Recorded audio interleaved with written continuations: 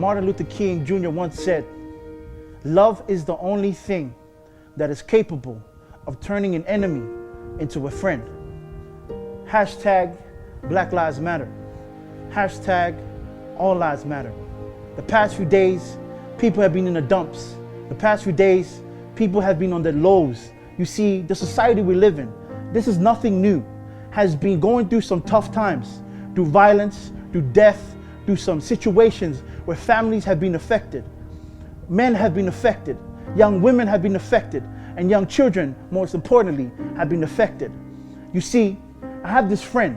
In my testimony, there was this guy, a good friend of mine. He laid his life down for me. You see, people didn't really used to like this guy. At a point, he was even my enemy. This guy, my friend, was a good friend who even through my difficulties, even through my tough times, he went and laid down his life just for me. He saved my life. And if anything, I owe him my life. You see, the world once called him a healer, though he had no medicine. The world once called him a teacher, though he had no degrees, no PhDs, no masters.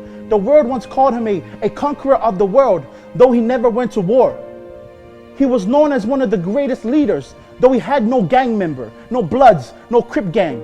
This friend of mine was one of the greatest men. They say that Muhammad Ali was one of the greatest boxers. But let me tell you, my friend, he was the greatest in the world. He was the greatest man in the world. This friend of mine, he laid his life down just for me. And the reality is this, his love, when in the times when I seen him as my enemy, his love caused me to see that love is the only way to eliminate evil. You see, in this world, there is people looking for a savior. There is people looking for hope. And my question is, where is your savior? My question is, where is your hope?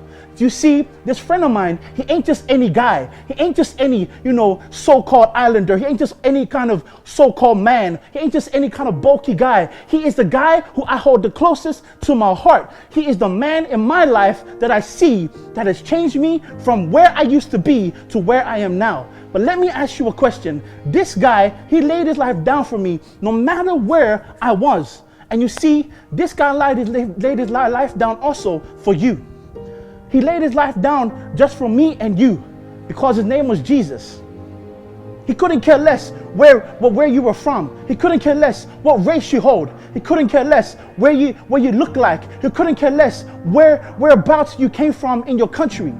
Because when he laid his life down, my friend, he laid his life down for us because his love was so deep that whatever got in the way of us and him, he would go and he would wrap it up with what? His love. You see, in this world today, there is a discrimination of race. My friend, my Jesus, he laid his life down even though it doesn't matter what race you came from. Even though you came from Zimbabwe, even though you came from Samoa, even though you came from China, he laid his life down, demarcating. He broke down the walls. In this world we're living in, we're trying to build up walls. But my friend, he broke down the walls. He doesn't see your color, but he sees your heart. He sees my heart. My question is this, will you lay down your life for your friend, for your neighbor, for your good old brothers and sisters, for your uncle, for your auntie? Will you be the savior? Because at the end of the day, the matter of the fact is, you may not believe in my friend, you may not believe in my Jesus, but this is my question. Will you be a savior to your neighbor? Will you be a savior to your church? The fact of the matter is, Black lives matter.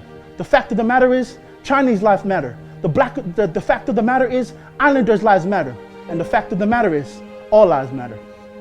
Racism. Racism is something that is separating our communities. Walls are being brought up in America, in Australia, in New Zealand, in the islands, wherever you go in this world, there are walls separating communities, walls that are built up by society, walls that we build up. And Greg made it plain that when Christ came to this earth, Christ didn't say, I'm not going to lay down my life for them because there's a wall separating me between them and me. And so what we're trying to break down is that when Christ chose to lay down his life in service for the community, in service for this world, Christ broke down the walls of separation, the walls of racism, so that he could lay down his life for other people. And Greg said, what are we going to do as a community to lay down our lives for those around us? We know right now what's going on in America, Alton Sterling, Philando Castle, the cops that were shot in the sniper shootings. We know right now that there is a huge issue going on in the issue of racism and injustice.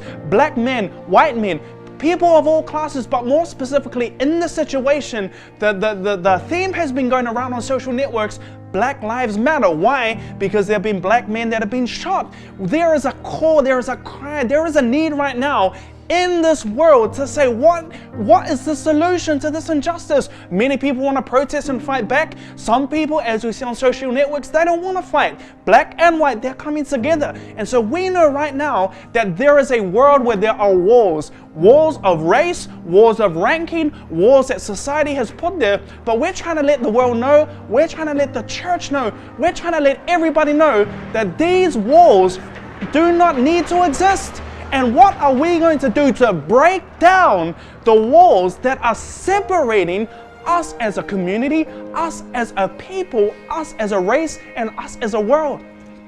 We know right now that the world is asking, what do we do? When you see men being shot, held to the ground, shot in the chest, men shot in their arms and the body, simply because of the color of their skin or their racial profile, we look from the outside and we say that's not right. It can't be right. What's the answer? People want to fight back. Some people want to have protests. But as Greg said, there was a man named Christ. In the times of Christ, the Romans used to oppress. The Romans were like the governments of today, much like a lot of the governments. The Romans used to oppress people, enslave people, hurt people, treat people cruelly. The same way there is injustice in this day, Solomon breaks down in the Bible that there is nothing new under the sun. The things that happened in the past are bound to happen in the present and the future, and that is what is going on today, and that's the reason why we're making this video. Injustice, cruelty in society is breaking down society, and we're asking, well, Christ, what did Christ do? You know, in the times of Christ, we can learn something. When Jesus was on this world, he said the goal is not to go to the governments, the goal is not to fight the governments, the goal is not to try to change the laws and try to get civil reforms. Christ says, my kingdom is not of this world. What does Christ mean? Christ means that his goal was not to go about and to fight the government, fight the legislation, fight the civil, police. Christ says the goal is my kingdom is not of this world. What does he mean? Christ said we need to not change the civil laws, we need to change hearts, which means that as a church, what do? As a church, we need to get out into the communities. In Australia, we have racism. In New Zealand, Aboriginals, Pacific Islanders, Torres Strait Islanders, Asians, Indians, we have racism even here in Australia, in New Zealand, in our world. So what's the answer? Do we fight back? Christ said, my kingdom's not of this world. What did Christ say was the answer?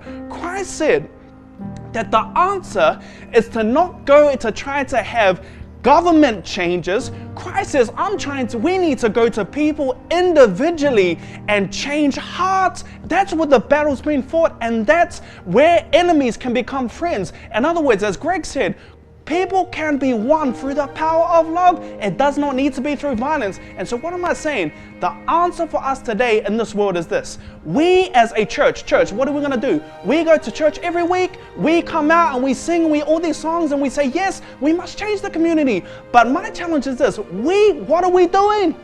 We need to get out into the community where the blacks and the whites are fighting each other. We need to get out as a church and say enough is enough. There is no such thing as just Black Lives Matter, all lives matter. But in this situation, Black Lives Matter.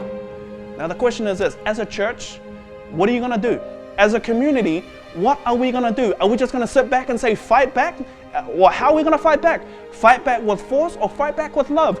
This is my challenge as we close this Preaching Place video. Church, community, world, we need to go and do more than try to fight governments and police. We need to let people know that they're worth something. Get into the communities, let Aboriginals, the Islanders, white, black, whatever colors, brown, let people know. Let's get out there and show them what they're worth. Show them that they're worth something, that they can make something of their lives. They don't have to be on the street. We need to break down the walls. The same way Christ says, I'm going to break down the walls of separation. I'm going to break down the walls of racism and smash those walls down so we can reach and lay down our lives for people. We as a church, we as a community, we as a world need to break down the walls of racism, the walls of society, and say, I'm going to love them regardless of color, regardless of race, regardless of rank. We need to lay down our lives. Something needs to happen. We need to conquer through love and not force.